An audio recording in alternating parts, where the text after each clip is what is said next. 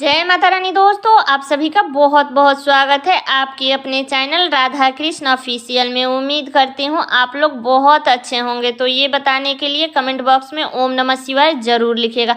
तो चलिए दोस्तों, आज हम इस वीडियो में सोमवती अमावस्या के कथा भी सुनेंगे और साथ में ये भी जानेंगे कि अमावस्या के दिन कौन सी ऐसी 2 गलतियां हैं जो हमें नहीं करना है।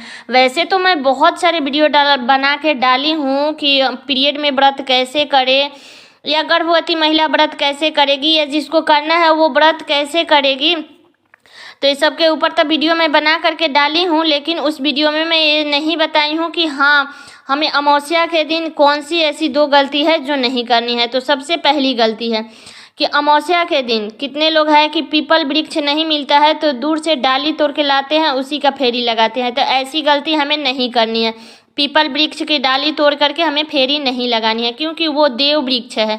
पीपल वृक्ष हो गया या बेल वृक्ष हो गया तो इसको हम लोग देव वृक्ष बोलते हैं। तुलसी जी का पेड़ हो गया या स्वामी का पेड़ हो गया तो ये सब देव वृक्ष है। बट सावित्री के जैसे हमें बरगद का पेड़ तोड़ करके और हमें फेरी नहीं लगानी है।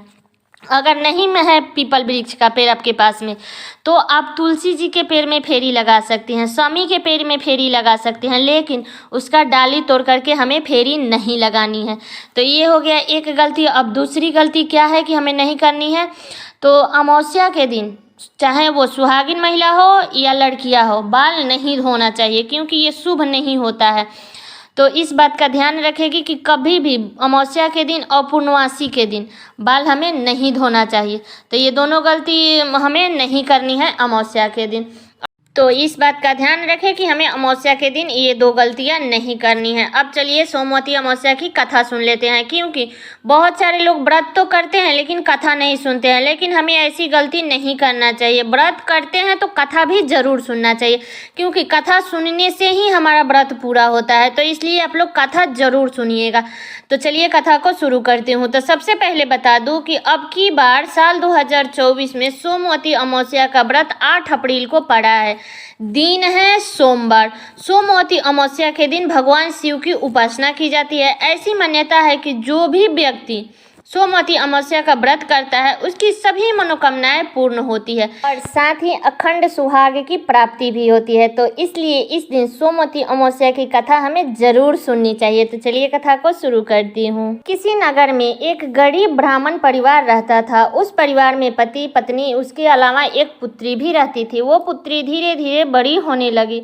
उस पुत्री में समय और बढ़ती उम्र के सभी स्त्रियां युक्त गुणों का विकास हो रहा था। वह लड़की सुंदर, संस्कारवान एवं गुणवान थी, किंतु गरीब होने के कारण उसका विवाह नहीं हो पा रहा था। एक दिन उस ब्राह्मण के घर एक साधु महाराज आए तो कन्या ने ब्राह्मण की बहुत सेवा की। तो ब्राह्मण ने उस कन्या के सेवा भाव से काफ़ी प्रसन्न हुए और कन्या की लंबी आयु का आशीर्वाद देते हुए कहा। साधु ने कहा, इस कन्या के हथेली में विवाह का योग रेखा नहीं है। तब ब्राह्मण परिवार ने साधु से इसका उपाय पूछा कि कन्या ऐसा क्या करेगी कि इसके हथेली में विवाह का योग बन जाएगा। तब साधु ने कुछ देर विचार करने के बाद अपनी अंतर्दृष्टि से ध्यान करके बताया कि यहाँ से कुछ दूरी पर एक गांव में सोना नाम की धोबन जात की रहती है महिला, जो अपने बेटे और बहू के साथ में रहती है, जो बहुत ही आचार विचार और संस्कार संपन्न तथा पतिव्रता है। अगर यह कन्या उनकी सेवा करे और वह महिला प्रसन्न होकर के अपनी मांग का सिंदूर इसके मांग में लगा दे तो उसके बाद कन्या के विवाह का जो वैधव्य मिट सकता है। साधु ने ब्राह्मण परिवार को यह भी बताया कि वह महिला कहीं आती जाती नहीं है। तब यह बात सुनकर के ब्राह्मणी ने अपनी बेटी से धोबन की सेवा करने की बात कही। तब कन्या ने अगले दिन सुबह उठी और सोना धोबन के घर जाकर के साफ सफाई और अन्य सारे काम भी करके अपने घर वापस आ जाती थी। ऐसे कितने दिन बीत गए। तब एक दिन सोना धोबन अपनी बहू से पूछती है कि तुम तो सुबह में उठ करके सारे काम कर लेती हो और पता भी नहीं चलता है। तब बहू बोली कि माँ जी, काम मैं नहीं करती हूँ, मुझे तो लगा कि आप सुबह उठ करके सारे काम कर लेती हैं और मैं तो देर तक सोई रहती हूँ। तब एक दिन सास बहू ने विचार किया कि आखिर कौन आता है और हमारे घर का कार्य करके चला जाता है। तब एक दिन सास बहू ने निगरानी करने लगी कि आखिर हमारे घर का सारा काम करता कौन है, और सुबह होते ही चले भी जाता है। तब कितने दिन बाद धोबन ने देखा कि एक कन्या अंधेरे में घर में आती है और सारे काम करने के बाद चली जाती है। तब एक दिन सोना धोबन ने कन्या को काम करने के बाद जब जाने लगी कन्या, तो सोना धोबन ने उसके पैर पर गिर पड़ी और पूछने लगी कि आप कौन हो और आप इस तरह से छुप करके मेरे घर की काम क्यों करती हो। तब कन्या ने साधु द्वारा कही गई सारी बात सोना धोबन को बताई, और सोना धोबन बड़ी पतिव्रता थी। ये सब बात जान करके सोना धोबन ने तैयार हो गई, और सोना धोबन का पति थोड़ा सा अस्वस्थ थे।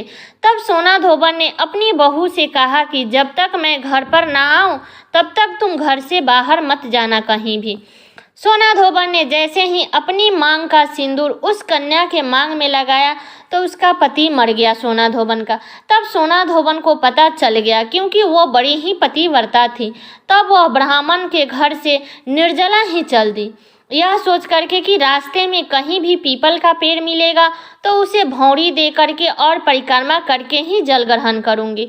और उस दिन सोमवती अमावस्या था। ब्राह्मण के घर से सोना धोबन को पुआ पकवान मिला था, लेकिन सोना धोबन ने पुआ पकवान नहीं खाई। जब वो रास्ते में आई तो देखी कि पीपल वृक्ष का पेड़ उसे दिख गया, तो वहीं पर सोना धोबन ने पुआ पकवान के जगह पर ईंट के टुकड़े से 108 बार भौंरी दे करके 108 बार पीपल वृक्ष की परिक्रमा की और उसके बाद ही जल ग्रहण किया।